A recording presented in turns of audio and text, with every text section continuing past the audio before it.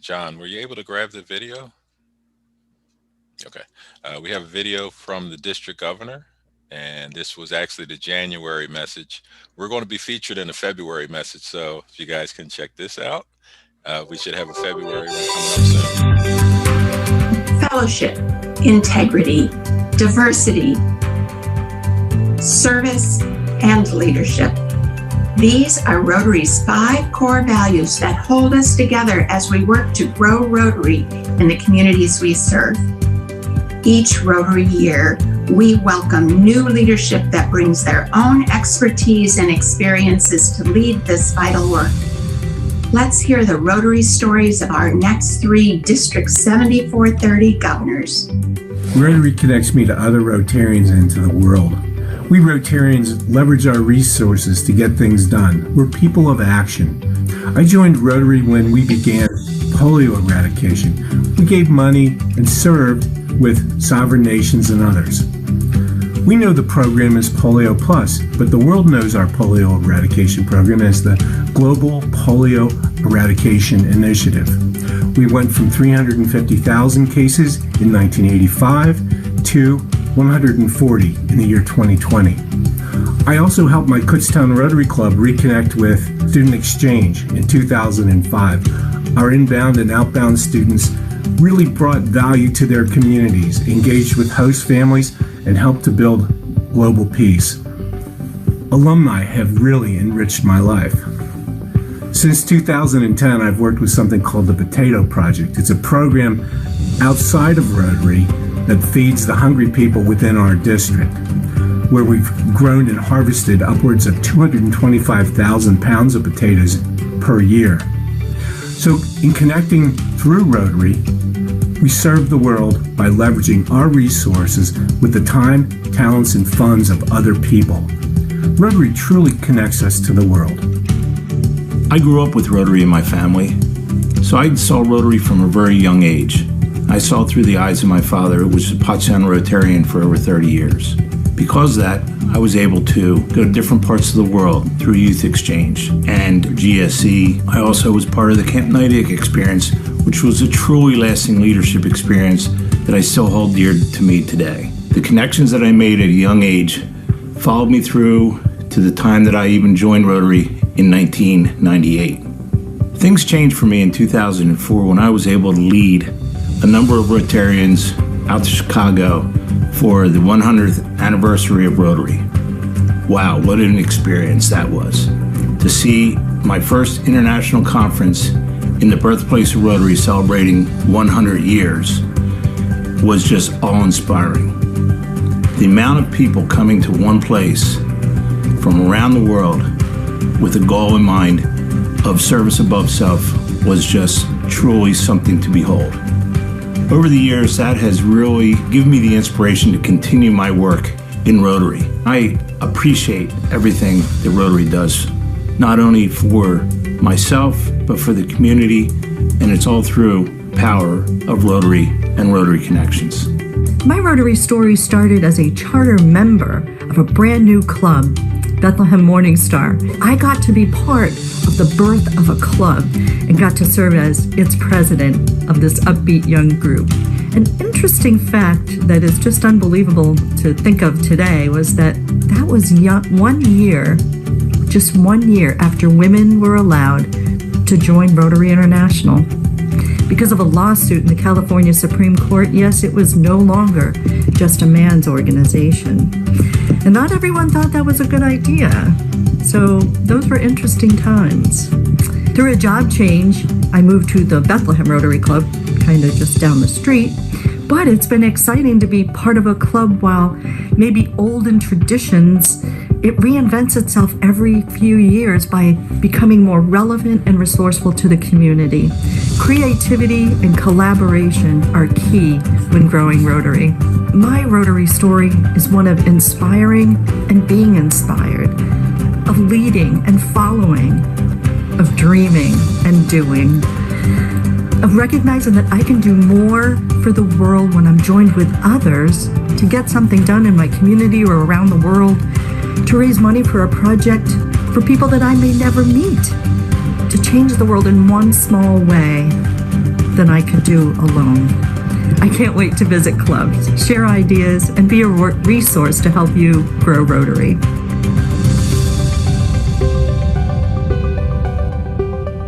was a pretty good video. Oops. Okay. Quick Rotary trivia. I know this is not on the schedule. Does anybody know what year Rotary allowed women to join? That was one of the questions yesterday in the Welcome to the World of Rotary. Anybody know? Any guesses? It was 88 or 89 was, I think. 89, yes. 1989, they first allowed women to join Rotary. That was a great clip. We're going to be featured next month, and I believe part of our story will be the meeting that we held with the London group. So I believe that they may have talked to Larry about that, because that was Larry's Rotary story from a few months ago, and we turned that into a transcontinental meeting. So stay tuned. Hopefully we'll get that sometime this month, and we'll play it during one of our meetings. Or if I get an advance copy, maybe we'll do a premiere the meeting before everybody else sees it. So this is going to be a jam-packed meeting, as they always are. We do have our speakers are on, and we have one guest. Shay, can you introduce yourself and let us know what brings you here? Hey, y'all. Good morning again. My name is Shay Olagunju. I'm actually a guest of Valerie of Ashens, who invited me. We work very closely together. I work with BB&T, now Truist Bank, and I am a professional and university banking consultant in the financial wellness area, so financial literacy. Passionate about that, really just serving our communities through providing financial knowledge and resources to help boost financial confidence in these difficult times. So I'm glad to be here with you guys to support my colleague and teammate Valerie today. Excellent. Welcome. Thank you. Good. Welcome. Thanks for waking up so early to join us. No problem. All right. So this meeting is going to be still a part of our series that we're all in this together.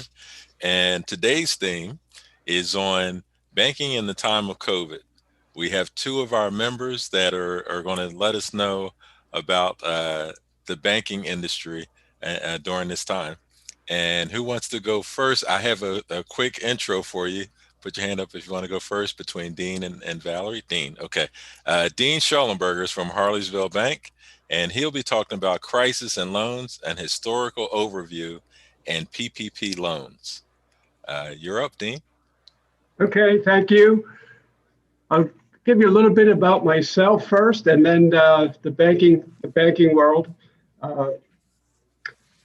I joined Rotary in 2007 when we met at Hennings Market. I worked across the street, so by 8 o'clock we were finished with our meeting, and I could get to work right on time.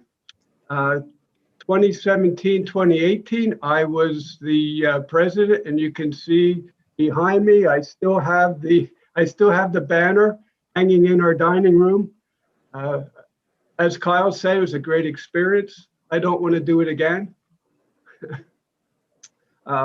So anyway, I just want to give you a little background of myself. I'm married for it'll be 42 years to the same woman. We have 2 grown children, 4 grandchildren. My daughter runs the 4-H program in Montgomery County. My son works for PennDOT. I started my career 42 years ago as a lender with Farm Credit in Silverdale. Saw a lot of things over the course of my years in banking. In the 1980s, we saw prime rates in the 20s. We now see prime rate at 3.25. So let's move along until talk about the pandemic, which hit in March and April. Started shutting down the economy. We closed our banks. We closed the lobbies. We were shut down for a couple months. just running through drive-ins. We opened the branches back up with plexiglass, wearing masks. We had problems in some of our branches and people did not want to wear a mask. They said it's our right not to wear a mask. And we finally had to lock the doors and make people go through the drive-through. Since then, people have been more responsive and we're back open. We limit the amount of people in the branches. We see a lot of traffic through the drive-in. We see a lot of online banking. So we've changed a lot the way people do business. We don't do many face-to-face loan closings anymore. We send packages out to title companies. They send it back. We do a lot of things through the email. We've sent a couple folks home. They worked from at home for a while. We spread people out. We wear masks in the bank, in our department. We take them off to eat. We take them off if we're in an office, but otherwise we wear the masks. Fortunately, knock on wood, we haven't been hit with any cases within the banking population. So what happened with this pandemic? And the government passed the stimulus package, the first one back in 2020. And everybody's there, oh, that's great. We're gonna get money. The government's gonna hand it out. Well, the government didn't hand it out. They said it's gonna run through the banks. And we said, what do you mean it's gonna run through the banks?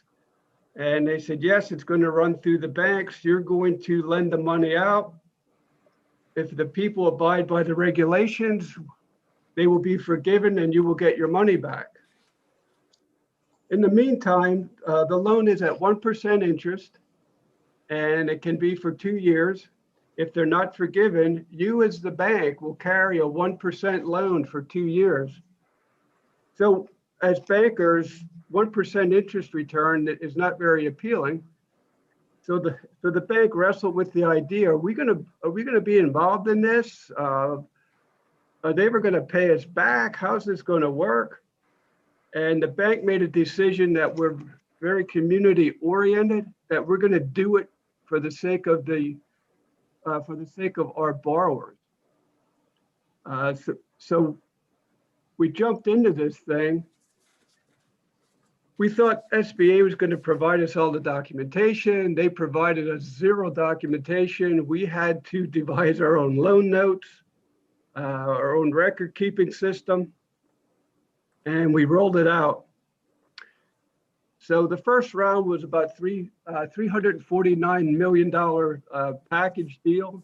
And it's going to be first come, first serve. The maximum loan was $10 million. And we figured that's going to go quickly. So we made a decision, we're going to go forward, but we're going to serve our own customers first. We didn't have any additional resources. We have 6 lenders in the bank.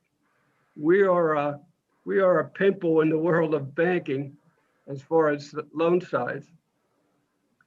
So we started this and we did 200 loans in 8 days. I personally worked 13 days in a row. I took off Easter Sunday. My wife said, what are you doing?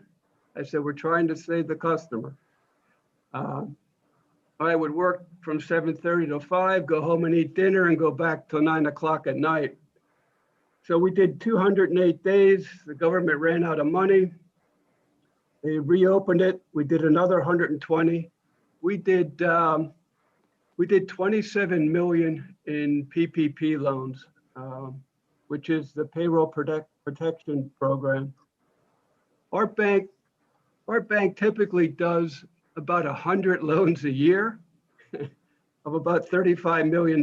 Last year, we did 27 million with 300 PPP loans, and we did another 45 million in regular commercial loans. So we did 67 million of loans last year. So where are we now? And Mark, you flagged me when my time's up. So now we come out with the second round of these PPP loans. So what does that mean? Okay, the government put some restrictions on. You can no longer be a $10 million borrower. They limit it to 2 million after the big flack of Ruth Chris Steakhouse and some other folks taking $10 million. The first round, you didn't really have to prove a real hardship. You had to basically sign and say, we're affected. Our business will be affected. This round, you must show a 25% drop in your revenues quarter over quarter. So I would just want to step back a little bit on the round one, where we said we'd only help our own customers. We had people calling us begging. I had a woman crying on the phone. She said, our bank does not do these loans, and our company's going to go under. And I said to her, you're going to be behind our customers. And we finally got through all our customers and were able to help this company. So it was stressful but rewarding on the bank side, being able to help folks. So the new round, they're trying to target companies that were hardest hit. And the qualifications are that your loan amount is 2.5 times your monthly payroll. And if you're in the food service area, or they're calling it the accommodation and food service industry, which is a fancy name of saying restaurants, bars, anything in the food industry, and then also motels, hotels, and RV parks, you can now go 3.5 times your monthly income, your monthly payroll. When they first came out, they said you had 8 weeks to use your money. So we had people figuring when this pandemic started, it'll last about a month, maybe 2 months. You had to use your money in 8 weeks. So we had customers use their money. Hey, we're not open yet. So now what? The government was paying $600 bonus for unemployment. We had customers call and said, our employees don't want to come back. What do we do? They're making more money sitting on the sideline than coming into work. And I said, well, you have to fire them, or for them to get, and they'll have to go they'll lose their unemployment if they don't come back to work. So the whole thing was changing on a daily basis, and everybody was stressed between employees and employers and the bank and the accountants. Everybody was calling their accountant. What do we do? What do we do? The accountant said, call your bank. It's been an so the second round, we've done so far in 1 week 56 loans, about $5 million. We anticipate maybe 100 loans this round, and hopefully everything will open up shortly. I think that's my 10 minutes. I'll let it go. If somebody wants to ask questions or wants to come in and sit with me and help go through paperwork, I'd appreciate that. Let's do Q&A after Valerie. So, hold on. All right. Well, thanks a lot, Dean. That was some good information. I know I gained a lot, and I have a question or two that I'd like to ask both of you. So Valerie Asmus at BB&T, she's going to talk about budgeting in a crisis and taking care of what you can control. All right. Welcome, Valerie. Thank you, Dan. So good morning. For those of you who don't know, I am the branch leader for BB&T, now Truist, on South Broad Street in Lansdale. I actually started in this branch as a head teller about over 10 years ago as the head teller. And I took a couple different promotions, went to a couple different branches, and then back in October of 19 was invited to come back to the Lansdale branch. This is a multicultural branch, which gives me more opportunities to partner in the community to make sure that we're reaching out to maybe the underserved, those who don't necessarily have people targeting them. So we want to make sure that we support everybody, and especially those who need us the most. So one of my many responsibilities is to be able to partner with Shay and bring our financial wellness resources and tools to the community. And so we partner with local businesses, churches, schools, other nonprofit organizations. There's no requirement that these organizations bank with BB&T. We'd love to bring them on, but that's not a requirement. We truly use this as a way to give back to our communities, especially with businesses that do bank with us, because we want to make sure we help our businesses, and the business owners need to focus on running and growing their business. And so if we can come alongside and enhance their benefits package by offering free wellness tips and tools to their employees, it makes their employees more productive, and therefore the business owners can, focus on what they need to do. And so some of the courses that we offer through our financial wellness is Growing Your Business, which is targeted towards people that want to go into business for themselves, to people that are already in business, maybe a couple years, all the way up to people that have been doing it for 30 years. We also provide banking basics and budgeting, and then becoming a homeowner. So in response to COVID-19 and all the requirements to social distance, we wanted to build on our wellness, because we still need people to make good decisions with their finances, even in a crisis. And so we were able to come up with the Budgeting in a Crisis series. And that is something that we've been delivering virtually for several months now. I can't believe it's been almost a year that we had to shut down and then find a new way to do some business. So the COVID-19 pandemic has really overwhelmed the Pennsylvania unemployment system. People who are normally the givers, the ones who want to be able to donate their time, their money, their food, their resources, we're finding that more and more of them are on the receiving end of those donations. And so it doesn't matter what your background is, what you think your net worth is, everyone can benefit from a budget. And so we want to take our Budgeting in a Crisis and take what your normal budget is and see what that might look like in a crisis where you've lost some of your income, or unfortunately, if you temporarily lose all of your income.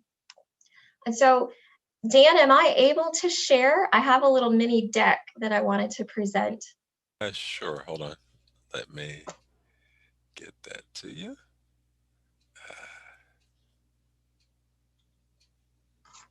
While you're pulling that up, just a little bit about me. I am a single mom. My son is now 14. He's finishing up middle school, we hope, this year at Indian Valley. And I was actually working as a head teller in this branch when I was pregnant with my son. And so he's got to see his mom grow up, or not me grow up, but we'll kind of grow up in banking, that he got to see a steadfast, resilient young woman who is able to use my resources, take the advice from people that were sharing financial wellness tips and tools with me. And, now I'm an assistant vice president of the newer, bigger bank, BB&T, now Truist. And this bank continues to grow.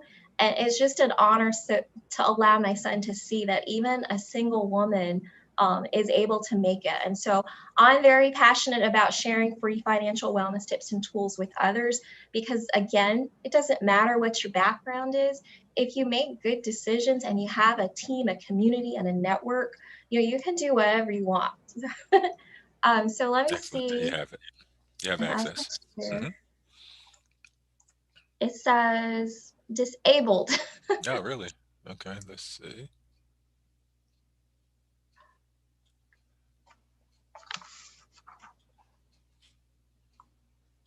Okay, try it now. Okay, let's see.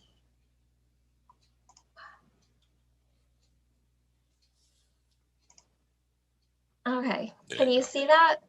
Yes. The financial confidence in uncertain times. We're good? Yes. So on this slide here, I partner again with Shay, and he's able to create these decks that will customize them to the organization that we're presenting to. And so that's why you see Harleysville Rotary there. But we want to focus when we present on helping people realize we all have different resources, we all have different networks. And so we want to look at what we can control. And again, hopefully most of the people that we're doing our repeat seminars to already have a budget in place. And so this budgeting in a crisis is going to take them or give them ways to look at what their normal budget is and then determine what their crisis budget might look like. Okay, let me see if I can get to my next screen. Okay, so we always start all of our internal meetings and our seminars that we share with the BB&T Now Truist purpose, mission, and values. This is our lifeline. And our purpose, our overriding purpose, is to inspire and build better lives and communities. And we believe that providing these free seminars is one small way to give back to our communities and help people build up themselves and the people around them. And so in order to bring that purpose to life, we have a mission around our clients, which is to provide a distinctive, secure, and successful client experience through touch and technology. And we really focus on that touch piece right now because we do have so many people that have been quarantined for almost a year. We've got people that are having to leave their jobs to stay home and take care of kids that are in virtual school all year. We want to make sure that we take care of our teammates. So we have our teammate mission in the center, and that is where we create an inclusive and energizing environment that empowers our teammates to learn, grow, and have meaningful careers. And I got to tell you, it's a very meaningful career when you're able to not just do the banking and the operations piece, but really get into the community and give back. And then, of course, we want to make sure we take care of our stakeholders, and that's our clients, our investors, our board members, anyone in our community that we're able to support. We want to optimize the long-term value for them, and that's through our safe and sound ethical practices. And then all of this is cornered by our 5 values of trustworthy, caring, one team, success, and happiness. And our success value is that when our clients win, we all win. And I put that into my community. If I can make my community a better place to live and a better place to be, then we've all succeeded. And then we kind of just go into, we might have an icebreaker for the group because we want to make sure we get them engaged, especially because it's a virtual environment. And so it's really good for me to partner with Shay and some of my other teammates because we can have somebody that's monitoring the chat. So as questions come in, they can pull those. Sometimes we do contests so that we can give out gift cards for whoever gets the most points or gets the right answer. So that's something that we would also be incorporating. And this is just how we start out. We want to make sure that whoever the participants are understand the 3 important pieces to our financial wellness programs. And that is to have a partner, a plan, and action. So we know that partners can help us be accountable in all aspects of our lives. And so it's no difference with your financial well-being. And then a plan. So we want to help. So every person is unique, and we want to make sure that the goals are defined by each participant. So my goals aren't going to be the same as the people that I'm speaking to. And so we want to make sure that we understand how individual goals and values determine how you spend your money, how you create your budget. And that's why we want to put it into action. And so sometimes the action piece is just coming together with your partner so that that partner can learn what drives you, what are your values, and try to help you start your spending to match what your values are. So ultimately, our goal is just to help people make decisions that lead to better opportunities. And then close to the beginning of the presentation, and then again at the end, we provide them with a QR code because honestly, a lot of the participants that we're working with are some of the younger professionals. Some of them are in college still. And so they can just scan this QR code at any time during the presentation, and it will take them to where they can see more details about the financial wellness tips and tools that we offer. Sometimes we do have participants that love what we're doing and they either don't have a bank yet or they don't know the name of their banker and they like the idea of having that one-on-one partner. And so they can actually go to our link and start applying to open an account right then and there. One of the 3 statistics we focus on, it's kind of small, but on the bottom of that slide there, the first one is that whether there's a pandemic or not, the number one stress among people, especially millennials, but across all generations, is financial stress. And then 67% of employees say that they're financially stressed. And then of them, 33%, they're stressing about it while they're at work. And so we know that that's making them not as productive as their managers would probably like for them to be. So we have these 5 segments that we would go through. First of all, put your budget in crisis mode. And then to stay informed and consider credit negotiation. Don't stop saving, keep income flowing, and manage debt and seek assistance. I won't go through all those with you today, but just a highlight of the crisis budgeting, we really want participants to understand what is a true need in a crisis, and then what is an unnecessary want in a crisis. And we just list some of those. And then again, we would get engagement so that we can hear the fun ways that people like to spend their money. And then we give them an example of what a regular budget might look like, and then what the crisis budget might look like to the right.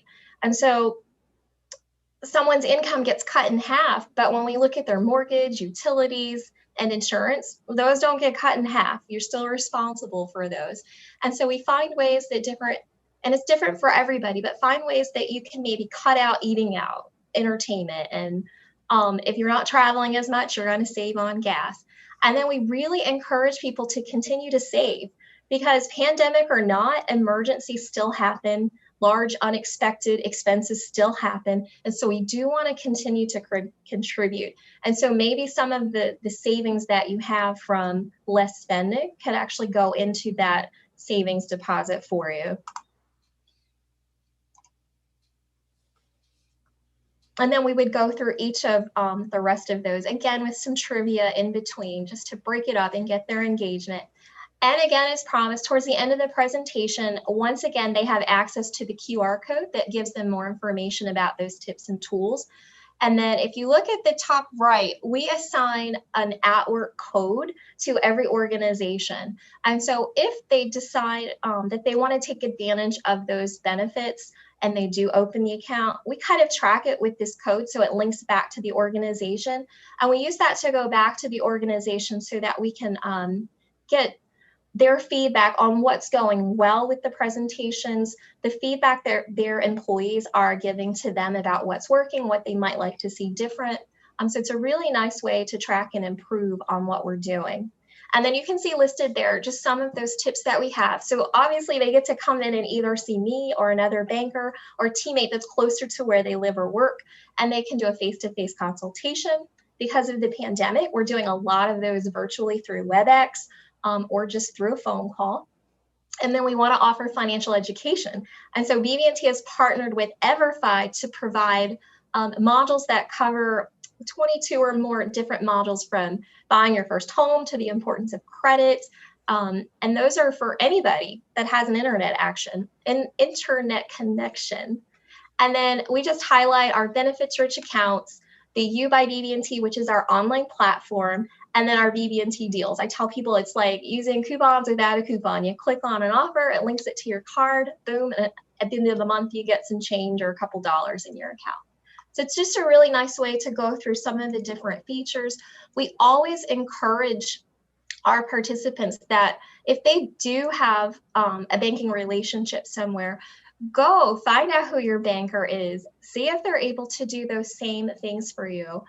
Because we want to make sure that whether it's BB&T, now Truist, or Harleysville Bank, or any other bank in the area, we want to make sure that the people in our community do have that financial partner.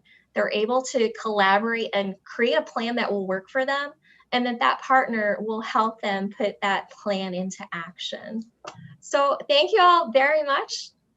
That's it. All right. Great job. Great job, Valerie. All right. Does anyone have any questions for Dean or Valerie? Yes, I do. It's Frank. Valerie,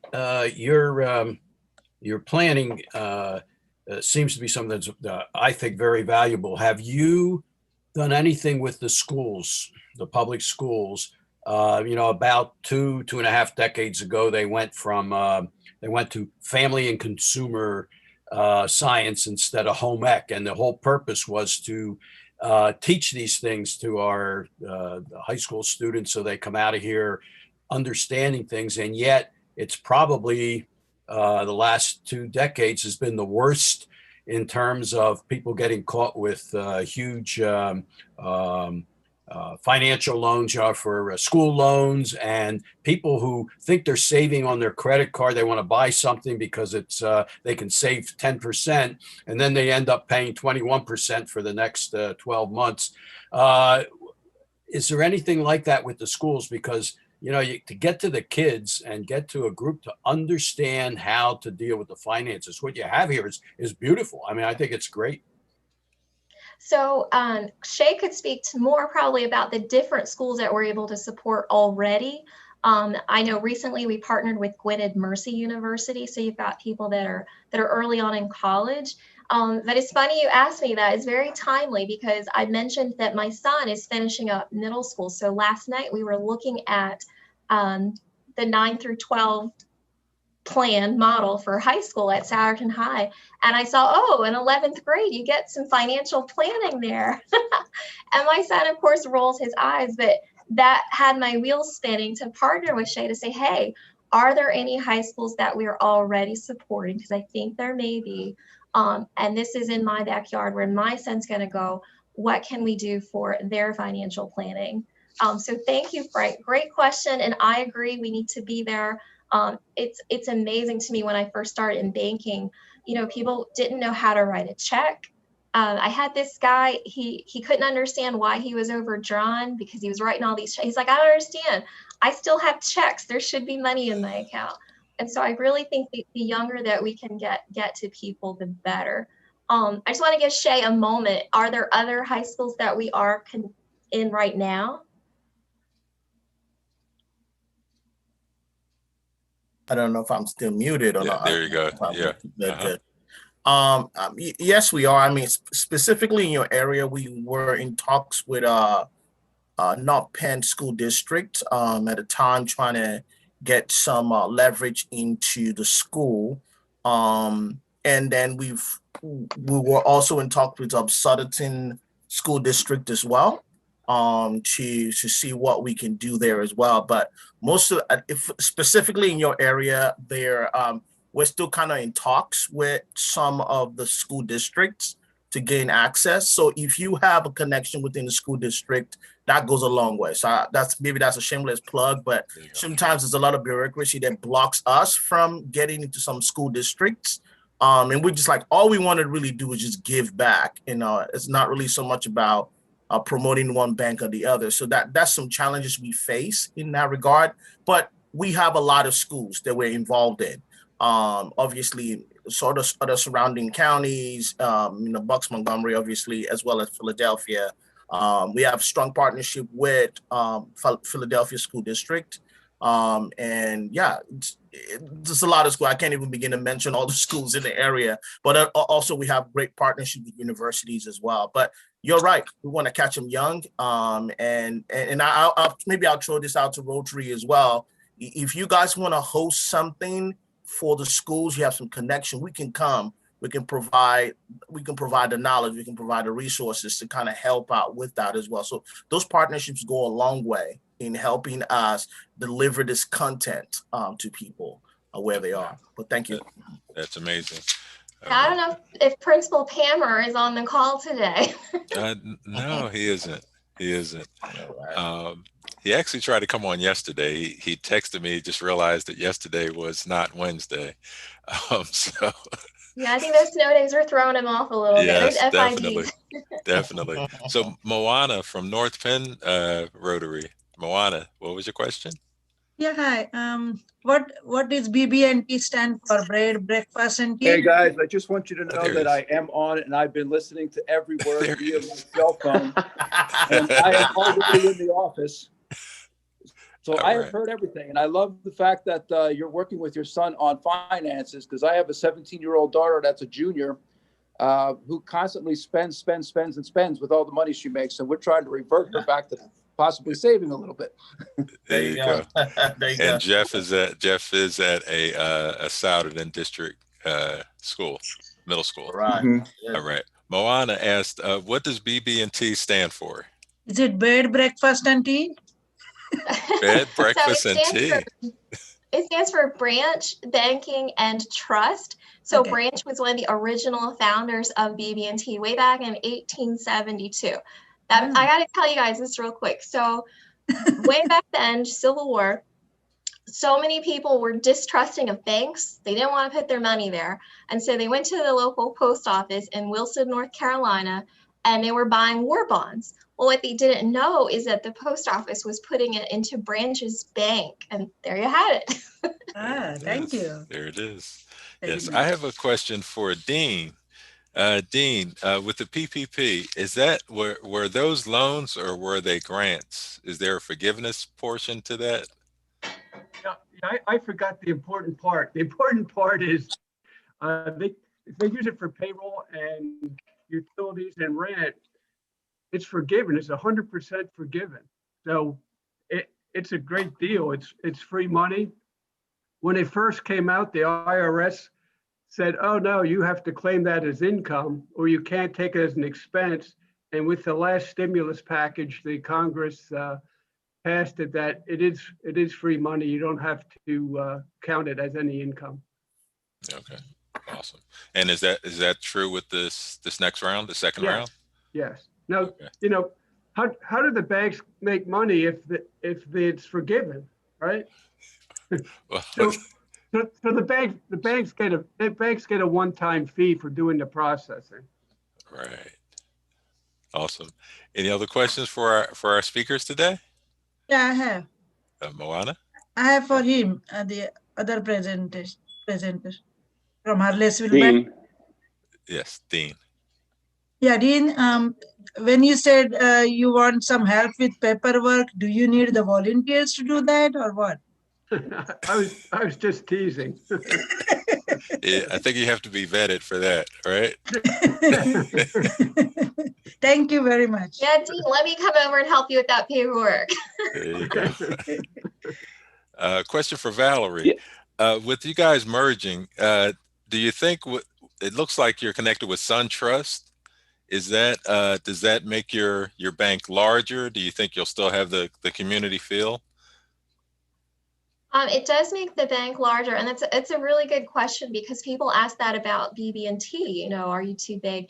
And so we do have a community bank model, and we worked very similarly to SunTrust in that we were both values-driven organizations. And with that community bank model, you have local executive leadership, and so our leadership, when we break it down per region, is what we call in market. And so we don't have to run everything by the CEO in North Carolina to get an approval. And then what we really want to make sure is that we have the right people in place, because the right people is what's going to keep that community bank feel. So if someone comes in and they know that they can talk to the manager, a lot of people really like that. Most issues are resolved within the branch. We really focus on having everything resolved with that first interaction. And so we know that once you get to the second or third interaction, whether it's with the same person or you're having to share that story a few times, you know, we're losing that faith and that trust. And so one of my roles as the branch leader for my team in Lansdale is to make sure, you know, I'm observing, I'm aware of conversations that they're having. And so we want to be able to positively coach. So if we have someone going astray, or maybe somebody just needs to go get a fresh breath of air, you know, it's my job to step in and handle that situation with the client, because we do want to make sure people feel welcome. People like that you remember their name. People like how you want their cash back. And so we really have to focus on each individual client as Jim or Joe. You know, we can't all be a cookie cutter client. So even with the merger with SunTrust, my branch isn't really going to change. You're just going to see Truist instead of BB&T. You still get me, which means you're still going to have client service a top priority. And if there are any issues to be resolved, we want to try to make those as limited interactions as possible. Awesome. Well, thank you. I had a question. This is Mark. Dean, I mean, both of you and the banks involved in community, awesome. Dean, a specific one for you. I had talked to somebody else who had been doing those loans and working day and night, day after day. And she talked about how she felt the pressure that, you know, if she didn't get another loan done that night, that was someone potentially losing their business. And so she was really working, and you were really working to save people in the community.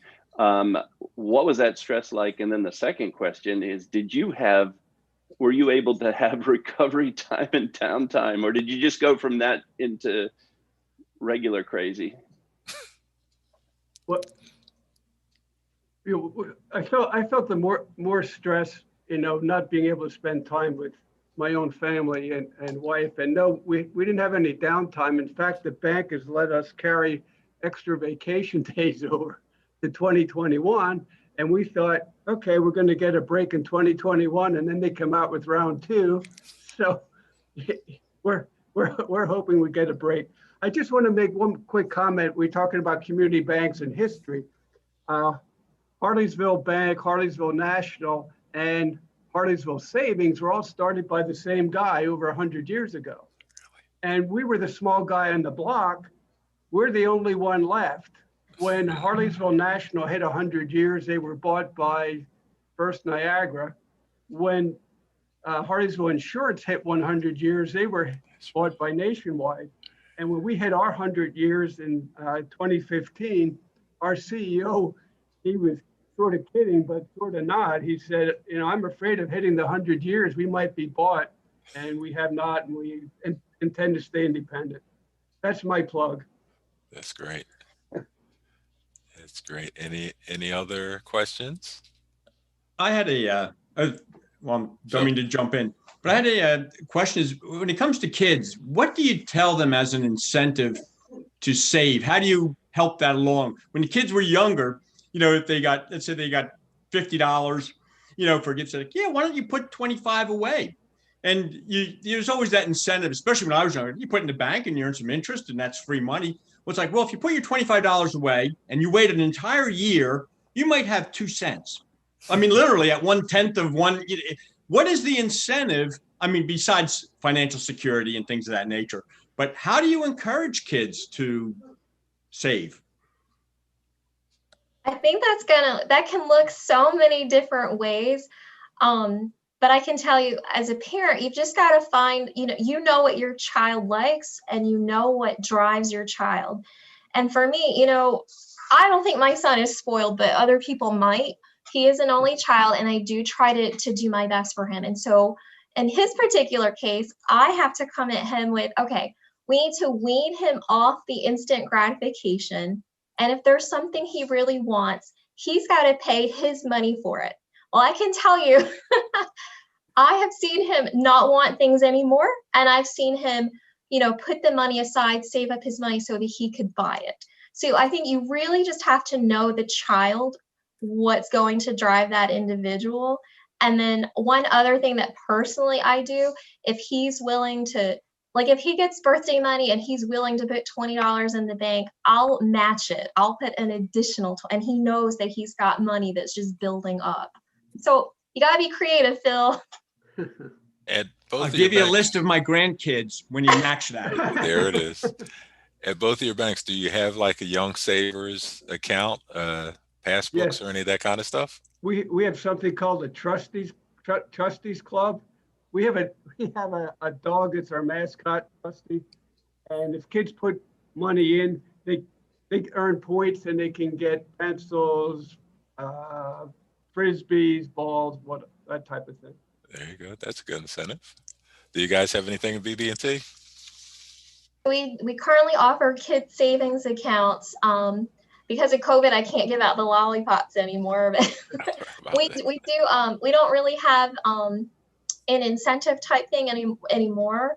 Maybe that's something that will change with Truist, but I think each branch that you go to, they put on their own flavor to entertain the kids while they're here. So we had, before COVID, a nice little table set up where they could come and I would provide books that my son didn't want anymore, and they could take it if they wanted to. We have banking coloring books. So I think for us, it's just a matter of being creative and trying to engage the child while they're here. Yes, definitely. My bank used to give out hot chocolate chip cookies. This was 5 years ago until they got bought out. So one of the banks that you guys named. So we have about 2 minutes left. I think, is that 58? Yes, 58. 2 minutes left in the meeting. Does anyone want to give us brags and sags? How about we spend a minute? Here we go. Randy, your brag or sag? I have a major brag. I'm going to be a grandfather number 3 and in July, and it's a little girl, and this one's going to actually be born in the United States. Right. So hopefully I'll be able to see her. Our others are still in Germany. They're going to probably be returning this fall, but I haven't seen my second grandson yet, except for on the computer. So we're excited about that. And it's my youngest daughter, and they live in Harrisonburg, Virginia. Congratulations. Congrats. Congratulations. Should I stick the dollar in the USB port or something? Yes, sure. Good morning, Dan. All right. Good morning. Is that Jackie? Yeah, it's Jackie. All right. I want to stop before you go. I'm sorry.